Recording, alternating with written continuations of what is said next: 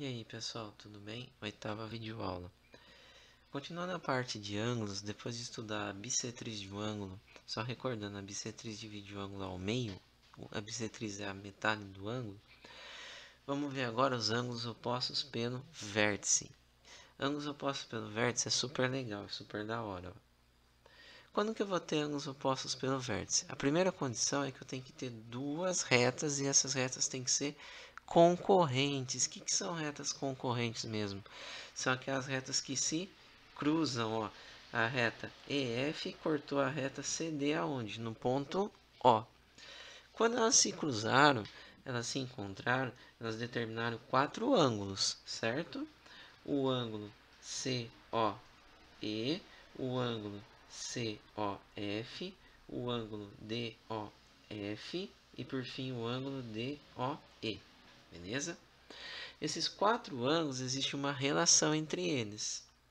Bom, olhando a minha figura aqui, ó, o ângulo DOE e o ângulo COF, eles são opostos pelo vértice. Por que eles são ângulos opostos pelo vértice?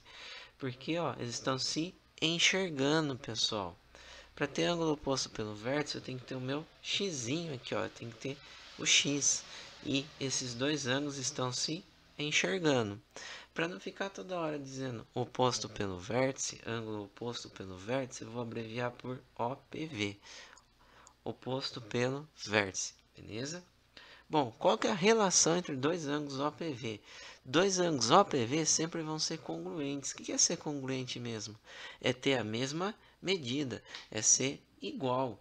Então, o ângulo DOE e o ângulo COF, eles são congruentes, eles têm a mesma medida. Só que, quando as duas retas se encontraram, elas determinaram quatro ângulos, não é isso? Quatro ângulos opostos pelo vértice. Então, olha o que eu tenho aqui. Eu tenho que o ângulo 1 está enxergando o ângulo 3. Logo, eu vou dizer que o ângulo 1 e o ângulo 3 são OPV. Por outro lado, o ângulo 2 está enxergando o ângulo 4. Então, eles também são OPV. Então, eu tenho que o ângulo 1 é congruente ao ângulo 3 e o ângulo 2 é congruente ao ângulo 4. Eles têm a mesma medida. Porém, pessoal, vale a seguinte relação, ó. Se eu pegar e somar, juntar o ângulo 1 com o ângulo 2, eu tenho meia volta. Meia volta é 180 graus. Então, se eu for continuando e fizer o ângulo 2 com o ângulo 3, ele também vai dar meia volta, 180 graus. Se eu pegar o ângulo 3 e somar com o ângulo 4, também dá meia volta, 180 graus. E por fim, somar o ângulo 4 com o ângulo 1 também dá meia volta, 180 graus.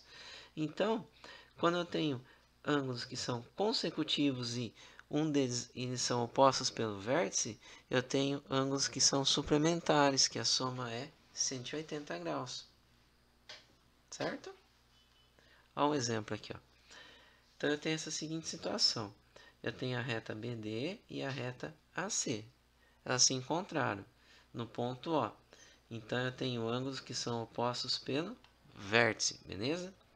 E ele falou aqui para você o seguinte, que essa reta aqui, ó, OE, é a bissetriz do ângulo COD. Eu tenho que descobrir quanto que mede o ângulo todo. O ângulo AOB, pessoal. Ó, bem simples. Se essa aqui é a bissetriz e aqui é 30 graus, esse pedacinho também é 30 graus, não é? Ó? Então, o ângulo total dá 60 graus.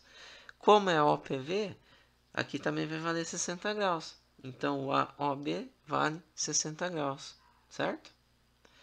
E esse exemplo aqui, ó. Apareceu letra, apareceu X e apareceu o Y. Não precisa se desesperar, ó. O ângulo Y está enxergando 40 graus nessa figura, não está? E ele é OPV, portanto, o Y vale 40 graus. Como que eu vou descobrir o X se eu não tenho o ângulo aqui embaixo? Lembra que eu falei, se eu juntar o 40 com o X, dá meia volta, dá 180 graus. Então, o X é o que está faltando para o 40 graus chegar no 180. Então, eu faço 180 menos 40. Portanto, o X vale 140 graus. Certo? Agora é com vocês. Valeu.